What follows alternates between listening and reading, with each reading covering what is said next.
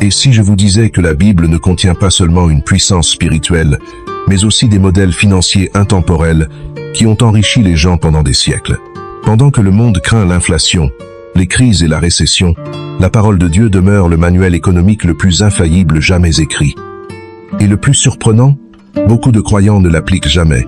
Avant d'aller plus loin, si cette vidéo vous intéresse déjà, prenez un instant pour vous abonner à la chaîne et appuyez sur la cloche de notification. C'est un geste simple qui nous aide énormément à continuer de vous apporter ce type de contenu enrichissant. Et n'oubliez pas de liker cette vidéo pour la soutenir. Votre soutien fait vraiment la différence. Des milliers de personnes prient, travaillent dur, vont fidèlement à l'église, et pourtant vivent coincées dans des cycles d'endettement, de stress et de pénurie. Non pas parce qu'elles manquent de foi, mais parce qu'elles manquent de sagesse pratique pour générer un revenu stable et béni. La foi sans une gestion sage, c'est comme un puits sans corde. Il y a de l'eau mais aucun moyen de la puiser. Dieu ne nous a pas créés pour simplement survivre. Il nous a fait avec un but, de la créativité et le pouvoir de générer de la richesse, de bâtir des entreprises significatives et de prospérer avec un dessein. Mais quand nous ignorons les principes qu'il nous a donnés, nous faisons face à l'anxiété, à la dépendance et à la frustration financière.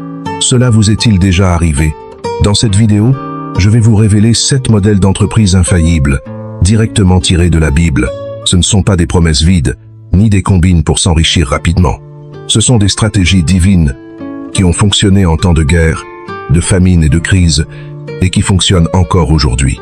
Parce que lorsque vous construisez avec sagesse et foi, Dieu soutient chacun de vos pas. Restez avec moi jusqu'à la fin. Le 7e modèle pourrait être la clé pour laquelle vous avez prié. Commençons maintenant par une vérité difficile mais puissante. La plus grande erreur des chrétiens, la plus grande erreur que font de nombreux chrétiens, n'est pas un manque de foi. C'est la déconnexion entre leurs croyances et leurs décisions financières. Ils croient au miracle. Ils prient pour la provision. Mais ils vivent selon le système du monde. Dépenses impulsives, dépendance à un seul salaire, aucune planification financière. Mais Dieu ne bénit pas le désordre. Il bénit l'obéissance et l'ordre.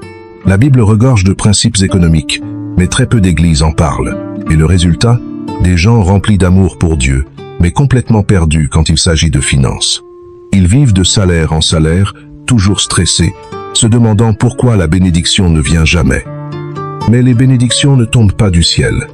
Elles sont activées par la sagesse et l'action. Jésus a parlé plus d'argent qu'il n'a parlé de foi et de prière réunies. Pourquoi? Parce qu'il savait que là où est votre trésor, là aussi sera votre cœur. Vous ne pouvez pas séparer votre vie spirituelle de votre vie financière. Quand vous ignorez des principes comme semer, gérer et diversifier, vous bloquez les choses mêmes que Dieu veut multiplier. Beaucoup pensent qu'un emploi stable suffit, mais ce n'est pas de la stabilité. C'est de la vulnérabilité. Une crise, un licenciement, une maladie, et tout s'effondre. Mais la Bible dit, l'homme avisé voit le danger et se met à l'abri. Nous ne sommes pas appelés à vivre dans la peur. Nous sommes appelés à construire avec vision. Il ne s'agit pas de cupidité. Il s'agit de responsabilité. Dieu ne veut pas que vous travailliez juste pour payer des factures. Il veut que vous deveniez un canal de bénédiction, que vous viviez dans la paix financière, que vous semiez dans son royaume et que vous preniez soin de votre foyer sans crainte. La pénurie n'est pas votre destinée. C'est une saison que vous pouvez changer. Et aujourd'hui, nous commençons un nouveau voyage. Un voyage de sagesse financière biblique, d'entreprise avec un but, d'abondance soutenue par le ciel. Et le premier modèle que nous allons étudier pourrait transformer votre mentalité, car il n'est pas seulement intelligent, il est divin. Entreprise numéro 1. Diversifiez vos sources de revenus. La Bible l'a dit bien avant Wall Street ou n'importe quel gourou financier. Ecclésiaste 11 verset 2 dit « Partage ton pain à 7 et même à 8, car tu ne sais pas quel malheur peut arriver sur la terre. » Ce n'est pas de la poésie. C'est une stratégie économique divine. La diversification n'est pas moderne, elle est biblique. Dépendre d'une seule source de revenus est une dépendance dangereuse. Combien de fois avez-vous entendu un bon travail suffit? Mais il suffit d'une crise, d'un licenciement, d'une maladie, et tout commence à vaciller. Dieu ne veut pas que votre provision vienne d'un seul endroit. Il veut qu'elle coule de plusieurs directions, comme une rivière alimentée par plusieurs affluents. La plupart des gens construisent leur économie sur un seul pilier, mais aucune maison ne tient sur une seule colonne. C'est pourquoi des foyers entiers s'effondrent au moindre tremblement. La Bible nous appelle à être sages, stratégiques, préparés. La diversification est une prévention spirituelle. Et aujourd'hui, vous avez plus d'opportunités que jamais. Vous pouvez créer un revenu passif, vendre des produits numériques, monétiser vos talents, offrir du mentorat ou investir à long terme. Vous n'avez pas besoin de capital. Vous avez besoin de vision. Et la vision, c'est voir l'opportunité, là où les autres ne voient que des limitations. Dieu vous a donné des dons. Les utilisez-vous?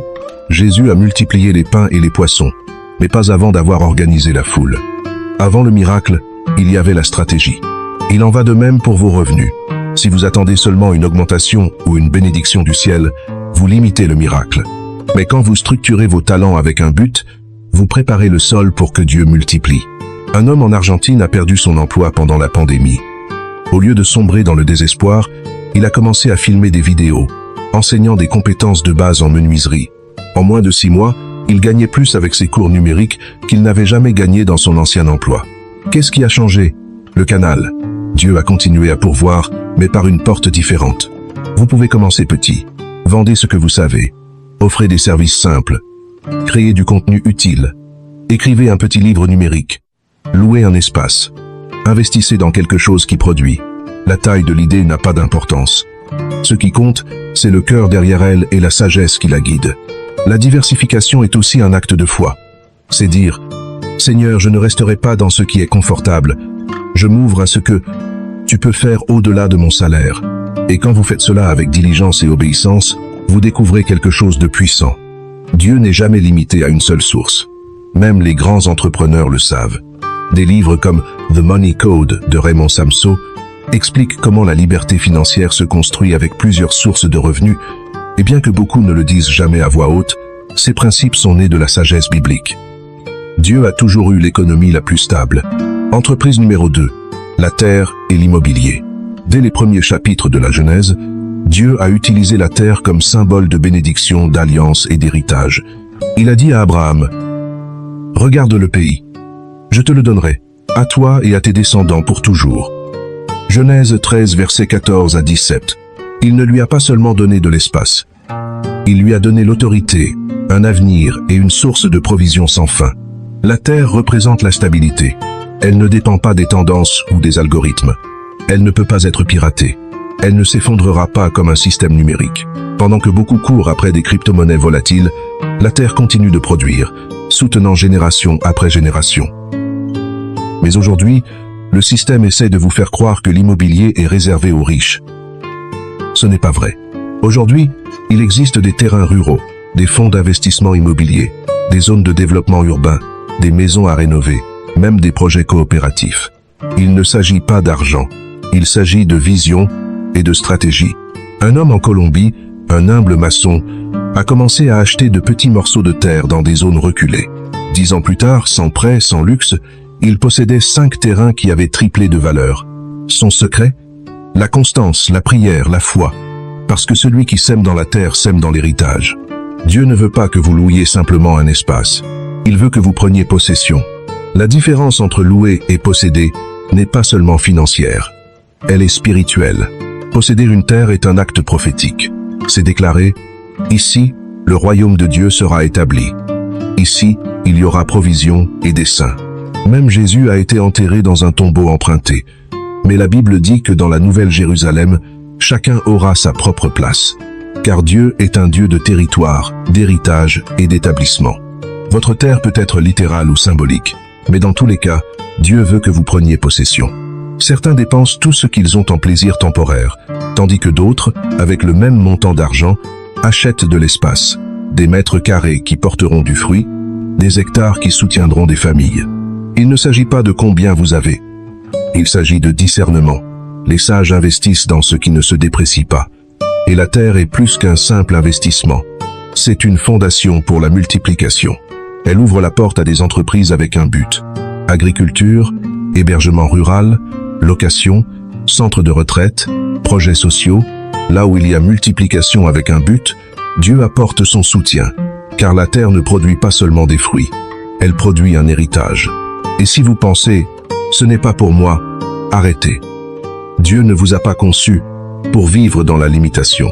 Peut-être qu'aujourd'hui vous ne pouvez pas encore acheter de terre, mais vous pouvez prier, vous pouvez planifier, Vous pouvez semer. Vous pouvez avancer avec un but. La terre qui changera votre destinée pourrait être plus proche que vous ne le pensez. Entreprise numéro 3. L'éducation comme actif. Proverbe 4 verset 7 dit « La sagesse est suprême. Acquiers donc la sagesse. Quoi qu'il t'en coûte, acquiert l'intelligence. » L'éducation n'est pas un luxe moderne. C'est un commandement spirituel et un investissement éternel.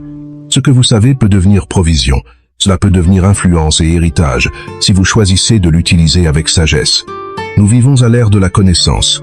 Et jamais auparavant, il n'a été aussi facile de transformer ce que vous avez appris en source de revenus. Des gens ordinaires prospèrent en enseignant sur la parentalité, les finances personnelles, la cuisine, la menuiserie, la technologie, même les valeurs chrétiennes. Votre expérience pourrait être votre plus grand atout. Jésus n'a jamais construit de temple physique. Il n'a jamais écrit de livres, mais il a enseigné. Tout son héritage a été construit sur des principes, des paraboles et une sagesse vivante. Ces enseignements ont changé le monde. C'est la clé.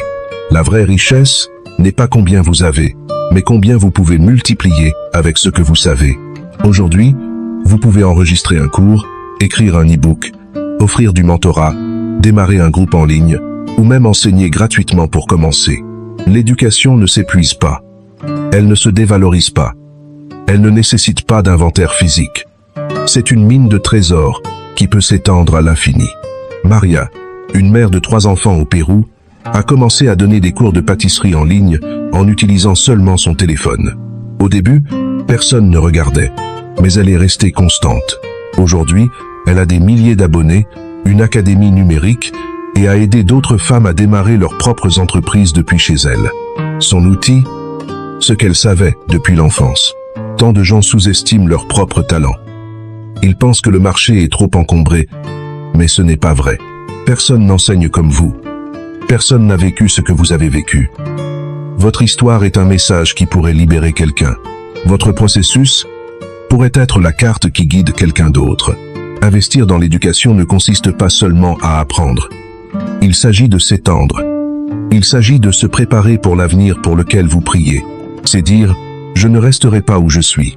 Je vais grandir pour mieux servir. Dieu bénit ceux qui se préparent. Même des livres séculiers comme Antifragile de Nassim Taleb nous montrent cette vérité. La sagesse est la seule chose qui augmente en valeur avec le temps. Mais la Bible l'a dit en premier, il y a des milliers d'années. La sagesse spirituelle et la sagesse pratique sont des trésors éternels. Et celui qui les cultive prospère. Peut-être ne savez-vous pas par où commencer. Alors commencez ici. Valorisez ce que vous savez déjà. Écrivez, enseignez, partagez, organisez vos idées. Vous pourriez être à un pas de transformer votre esprit en une source de revenus durable. Dieu ne vous a pas donné la sagesse pour la cacher. Il vous l'a donnée pour la multiplier. Entreprise numéro 4. Le transport et l'économie du mouvement. Nahum dit, « Les chars se précipitent dans les rues, ils courent ça et là sur les places. » Ce que beaucoup voient comme une simple image urbaine, d'autres le reconnaissent comme une prophétie économique. Là où il y a du mouvement, il y a provision. Depuis les temps anciens, la mobilité a été la clé du commerce, de l'échange et de l'expansion. Et dans le monde d'aujourd'hui, le transport n'est plus seulement une nécessité, c'est une opportunité. Des plateformes comme Uber, Bolt, Cabify, même les services de livraison à vélo ou à moto ont ouvert des portes de revenus autrefois inimaginables. Ce qui était autrefois juste un coût peut maintenant devenir une entreprise. Le système vous dit « Achetez une voiture chère pour impressionner les autres ». Mais Dieu dit « Mettez ce que vous avez au travail ». Il y a des gens qui utilisent leur véhicule pour livrer des produits, transporter des personnes, soutenir des communautés, offrir du tourisme local, même créer des emplois pour d'autres. Tout dépend de comment vous le voyez. Jésus et ses disciples voyageaient à pied, à dos d'âne, en bateau. Le royaume était toujours en mouvement.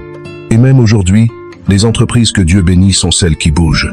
Car la foi sans action n'est pas la foi, et un don inutilisé rouillera. Alors qu'avez-vous entre vos mains que vous pourriez mobiliser? Pierre avait son bateau, Élie avait son manteau, Paul avait sa connaissance. Et ils ont tous utilisé ce qu'ils avaient. Le mouvement n'est pas toujours physique, mais il est toujours spirituel. Quand vous décidez de bouger, quelque chose d'invisible bouge avec vous. Il ne s'agit pas du véhicule. Il s'agit de votre volonté. Certaines personnes ont acheté une moto d'occasion, l'ont transformée en outil de livraison et gère maintenant de petites entreprises avec 3 ou 4 employés. Qu'est-ce qui a changé? Pas la ressource, mais la foi en action. Parce que Dieu ne bénit pas la passivité, il bénit la diligence stratégique. Et même sans votre propre véhicule, vous pouvez encore commencer. Livraison de nourriture, services logistiques, transport scolaire, assistance aux personnes âgées. Le vrai problème n'est pas le manque de ressources, c'est le manque de vision. Et la vision naît de la prière et de la planification sage. Certains attendent le moment parfait pour commencer. Mais le moment parfait, c'est celui où vous décidez d'arrêter d'attendre. Si vous avez la santé, du temps, de l'énergie et un but, vous avez déjà tout ce dont vous avez besoin pour commencer, car Dieu multiplie ce qui bouge avec intention. Le mouvement vous protège aussi de la stagnation mentale. Quand vous sortez, vous voyez des opportunités. Quand vous servez, vous entendez des besoins. Quand vous marchez avec un but, la provision vous rencontre sur le chemin. N'attendez pas d'avoir plus. Commencez avec ce que vous avez déjà. Entreprise numéro 5. L'agriculture et la production alimentaire. Depuis le Jardin d'Éden, Dieu a établi un principe fondamental. La terre produit selon ce qu'on y sème. Genèse 1 verset 29 dit « Voici, je vous donne toute herbe portant de la semence, et tout arbre ayant en lui du fruit d'arbre et portant de la semence. Ce sera votre nourriture. » L'agriculture n'est pas seulement une activité économique, c'est le premier commandement divin donné à l'humanité. Cultiver et garder. Dans un monde où les crises alimentaires se multiplient, où les prix des denrées flambent, où les chaînes d'approvisionnement sont fragiles, celui qui produit sa propre nourriture détient un pouvoir immense. L'agriculture urbaine, les potagers familiaux, l'élevage à petite échelle, la production de miel, la culture de champignons, l'aquaponie. Toutes ces formes d'agriculture sont accessibles, même dans des espaces réduits. Vous n'avez pas besoin d'hectares de terre. Vous pouvez commencer sur un balcon, dans votre cour, avec quelques pots.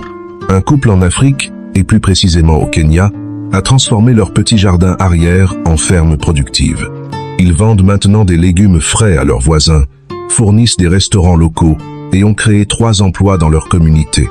Leur investissement initial, quelques graines et beaucoup de foi. La beauté de l'agriculture, c'est qu'elle enseigne des principes spirituels profonds, patience, fidélité, cycle de semailles et de récolte, dépendance à Dieu pour la pluie et le soleil. Galates 6 verset 7 nous rappelle « Ce qu'un homme aura semé, il le moissonnera aussi ». Dans l'agriculture, vous voyez ce principe se manifester physiquement, mais il s'applique à tous les domaines de votre vie. Et avec les technologies modernes, vous pouvez même créer des cours en ligne sur le jardinage, vendre vos récoltes via les réseaux sociaux, développer une marque de produits biologiques. La terre que Dieu vous donne, qu'elle soit grande ou petite, peut devenir votre plus grande source de provision si vous la travaillez avec sagesse et diligence. Ne méprisez pas les petits commencements. Une graine de moutarde est minuscule, mais elle devient un grand arbre. Entreprise numéro 6. L'artisanat et les compétences manuelles. Exode 30 et un verset 3 à 5 dit « Je l'ai rempli de l'Esprit de Dieu, de sagesse, d'intelligence et de savoir pour toutes sortes d'ouvrages, pour concevoir des projets, pour travailler l'or, l'argent et le bronze, pour tailler les pierres à enchâsser, pour travailler le bois et exécuter toutes sortes d'ouvrages. » Dieu lui-même a donné des compétences artisanales à Beth-Saléel pour construire le tabernacle. L'artisanat n'est pas une compétence inférieure, c'est un don divin. Dans notre monde moderne obsédé par le digital, nous avons oublié la valeur immense du travail manuel de qualité. Les gens paient des prix premium pour des objets faits main.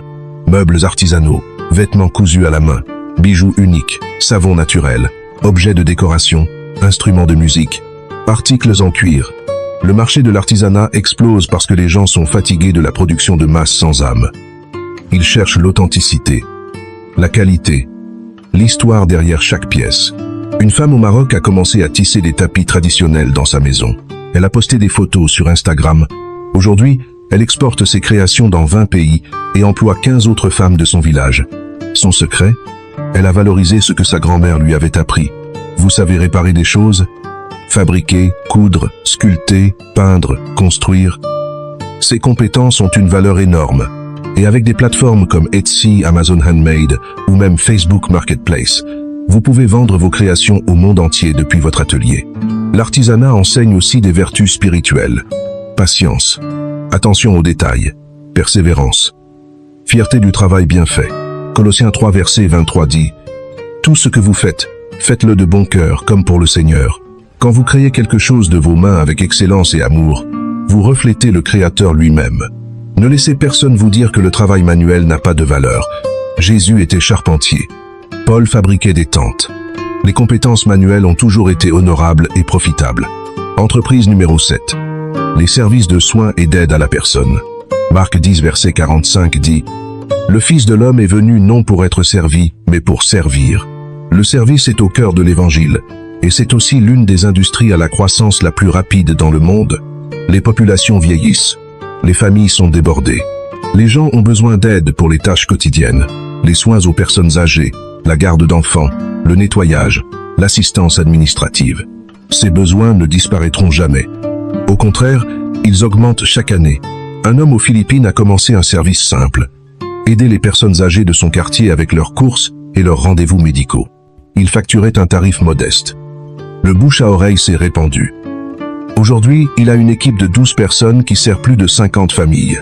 Son entreprise n'est pas seulement rentable, elle est une mission. Il prie avec ses clients, apporte de la joie dans leur solitude, devient une famille pour ceux qui n'en ont pas. C'est l'entreprise parfaite pour quelqu'un qui a un cœur de serviteur. Les services de soins incluent aide à domicile pour personnes âgées, garde d'enfants, accompagnement médical, soutien aux personnes handicapées, services de conciergerie, organisation d'événements, coaching de vie. Ces services ont peu de coûts de démarrage. Vous n'avez pas besoin d'équipements sophistiqués, juste de la compassion, de la fiabilité et de l'excellence. Et voici le secret. Quand vous servez les autres avec un cœur pur, Dieu ouvre des portes que vous n'auriez jamais pu ouvrir vous-même. Matthieu 25, verset 40 dit « Chaque fois que vous avez fait cela à l'un de ces plus petits de mes frères, c'est à moi que vous l'avez fait. » Servir les autres n'est pas seulement une entreprise, c'est un acte d'adoration. Et dans l'économie de Dieu, rien de ce qui est fait avec amour n'est jamais perdu. Si ce contenu vous a touché jusqu'ici, n'oubliez pas de liker cette vidéo et de partager votre expérience ou vos questions en commentaire. Vos témoignages encouragent toute notre communauté foi pratique. Les obstacles à éviter absolument. Maintenant que nous avons exploré ces 7 entreprises bibliques, parlons des pièges qui empêchent tant de gens de réussir. Obstacle numéro 1, les dettes incontrôlées. Proverbe 22 contre 7 dit « L'emprunteur est l'esclave du prêteur. » Nous vivons dans une génération où le crédit est si normal que personne ne le remet plus en question. Mais ce qui ressemble à un outil utile peut devenir une chaîne invisible qui se resserre chaque mois. Des millions de personnes sont piégées dans des paiements, des intérêts et des cartes de crédit qui dévorent leur paix. Et le pire, beaucoup ne sont pas endettés par besoin, mais par anxiété. Ils achètent pour impressionner, pour combler un vide émotionnel, pour paraître prospères aux yeux des autres. Mais derrière l'image, il y a le stress, la peur, l'esclavage financier. Dieu ne vous a pas conçu pour travailler juste pour payer des factures. Oui, il y a des dettes sages, comme investir dans l'éducation ou une entreprise. Mais même celles-ci doivent être gérées avec intention, pas avec émotion. La vraie richesse ne consiste pas à avoir plus. Elle consiste à devoir moins et à vivre en paix. Obstacle numéro 2. La paresse spirituelle et le manque de discipline. Proverbe 6 verset 10 dit « Un peu de sommeil, un peu d'assoupissement, et la pauvreté viendra sur toi comme un rôdeur. » Ce n'est pas seulement de la paresse physique, c'est de la paresse spirituelle. Des gens avec des idées brillantes, mais qui n'exécutent jamais. Ils ont une vision mais aucune constance. Ils prient, mais n'agissent jamais. Le royaume n'avance pas avec de bonnes intentions. Il avance avec la diligence. Dieu bénit celui qui se lève tôt, celui qui organise sa journée, celui qui gère son temps. Il ne s'agit pas de faire beaucoup. Il s'agit d'être fidèle dans les petites choses, jour après jour, pas après pas. Beaucoup attendent une grande opportunité, mais ils ignorent les petites juste devant eux. Ils ne valorisent pas les tâches simples. Ils ne nettoient pas leur maison. Ils ne donnent pas l'excellence dans leur travail quotidien. Mais c'est là que le caractère est testé. C'est là que la grandeur naît. La discipline est le pont entre la vision et la manifestation. Obstacle numéro 3. Le manque de but dans l'entreprise. Jacques 4 verset 3 dit « Vous demandez et vous ne recevez pas, parce que vous demandez mal, dans le but de satisfaire vos passions. » Beaucoup d'entreprises n'échouent pas à cause d'un manque de compétences. Elles échouent à cause de mauvaises motivations, poussées par l'ego, la comparaison, la vanité, et Dieu ne bénit pas cela. Quand votre cœur est tordu, votre projet est corrompu. Vous pouvez avoir la meilleure idée, Mais si votre motivation est mauvaise, la bénédiction est coupée. Dieu ne multiplie pas l'orgueil, il multiplie le dessein. Demandez-vous, pourquoi est-ce que je veux prospérer? Que ferai-je avec l'abondance? Qui bénirai-je? Quand ces réponses s'alignent avec le royaume, Dieu intervient. Parce que ce n'est pas juste une entreprise, c'est une mission. Obstacle numéro 4. Ne pas semer dans le royaume. Luc 6 verset 38 dit « Donnez, et il vous sera donné. » Beaucoup de gens veulent recevoir, mais ils ne sèment pas. Ils consomment du contenu. Ils absorbent la sagesse. Ils appliquent des principes, mais ils n'honorent pas Dieu avec leurs ressources.